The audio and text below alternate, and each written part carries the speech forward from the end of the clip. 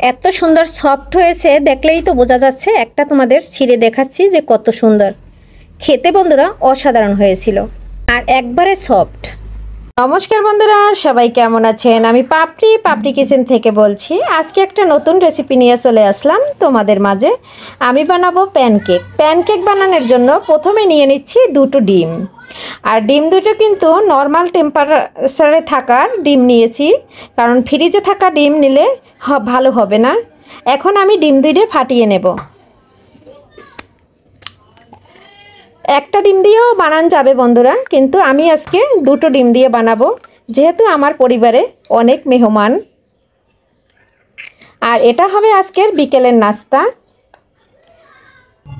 Measuring কাপের 1 cup চিনি দিয়ে দিচ্ছি, যেহেতু আমি দুইটা ডিম নিয়েছি। চিনি পরিমাণে কম বেশি বাড়িয়ে নিতে পারে, যারা বেশি খাবে তারা একটু বেশি নেবে। আমি ডিমটা চিনি দিয়ে ভালো করে ফাটিয়ে নেব। এর ভিতরে কথা বলতে বলতে একটা জিনিস ভুলে গেছি। যারা আমার নতুন পুরান বন্ধুরা ভিডিও দেখছো, তারা একটা লাইক দিয়ে দেখবে, কারণ একটা লাইকের কারণে আমি অনেক দূর চলে যেতে পারবো।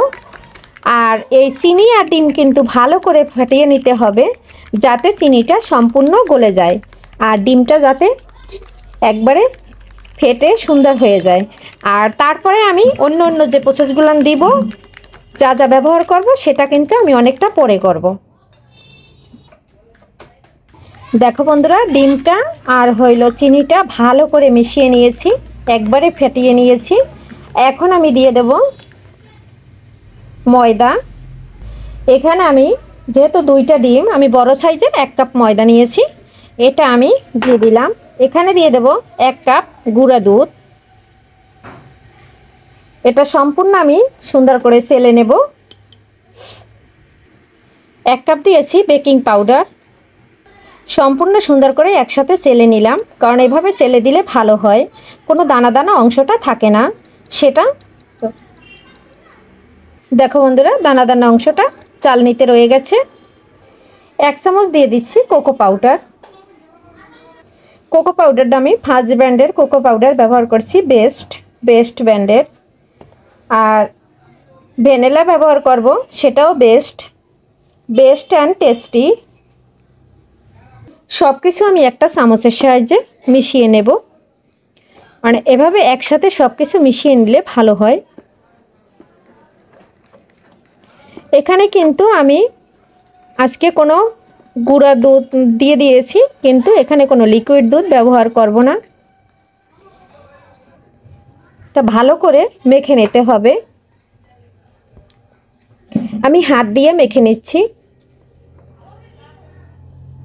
দেখো বন্ধুরা, আমি কিন্তু হাত দিয়ে সুন্দর করে বেটারটা তৈরি করে নিয়েছি, কেকের বেটার।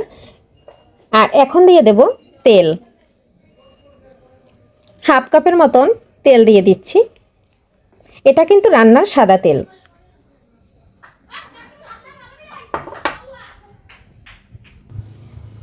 বন্ধুরা দেখো, আমার গোলাটা রেডি হয়ে গেছে। এখন আমি দিয়ে দিলাম ভ্যানিলা এসেন্স 1 চামচ। এটা দিয়ে আমি আরেকটু মেখে নেব। প্যানকেকের ব্যাটারটা একবারে রেডি। দেখো বন্ধুরা, কেকের ব্যাটারটা বন্ধুরা রেডি। ফ্রাই প্যান দিয়ে দিচ্ছি চুলার উপরে। এখন আমি প্যানকেকগুলো তৈরি করে নেব। একইভাবে আমি সব কেকগুলো এভাবে ভেজে নেব। আর আমার বেটারটা তো তৈরি করে নিয়েছি কি দিয়ে, এটা তো দেখেছো বন্ধুরা।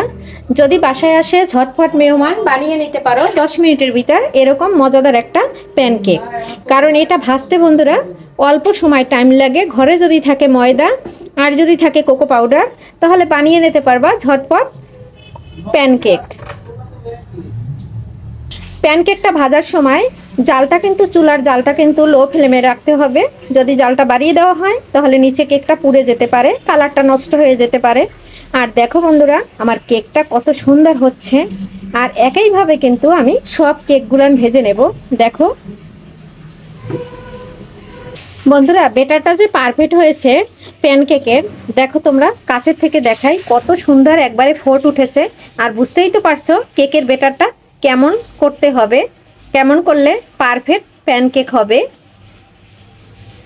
এভাবে বন্ধুরা একবার বাসায় তৈরি করে দেখতে পারো। বন্ধুরা দেখতেই তো পারছো, একটা পাশ হয়ে গেছে, একটা পাশ আমি একটু উল্টে দিচ্ছি। প্যানকেকটা কিন্তু আমার রেডি। দেখো দুইটা পাশেই কত সুন্দর কালার আসছে। আর এভাবে ঝটপট বানিয়ে নিতে পারবে বিকেলের নাস্তা, স্কুলের টিফিন। একইভাবে আমি আরেকটা তোমাদের দেখানোর সাথে দিয়ে দিচ্ছি।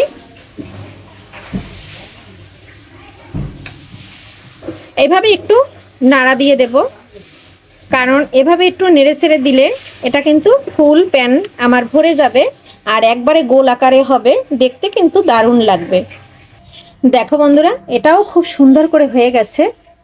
এখন আমি একটু উল্টে দেব, আর বুঝতেই তো পারছো একবারে পারফেক্ট হয়েছে। দেখো উল্টে দিয়েছি। বন্ধুরা দেখো আমার প্যানকেক রেডি, আর কত সুন্দর হয়েছে। আর দেখতেই তো বুঝছো যে খেতে অসম্ভব মজা হবে। আর আজকের রেসিপি কিন্তু বন্ধুরা এখানেই শেষ করব। এ পর্যন্ত তোমরা সবাই ভালো থাকো, সুস্থ থাকো। সবাইকে নমস্কার।